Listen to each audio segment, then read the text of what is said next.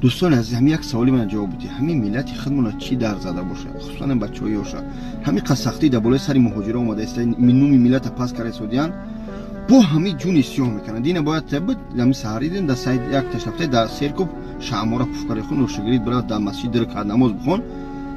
یا که دینا در مترو بلون یا دو تشخیص میشناختن در جو شاور مفروشی موزیکاش رو یک 06 و 08 بلند موندگی گازتی ای بچو چی در تو زده. همین قسپارسمنتو کارگرای مقاماتی که در استراکتور راستیا کار میکنن نومی ملت بلند میبردارن.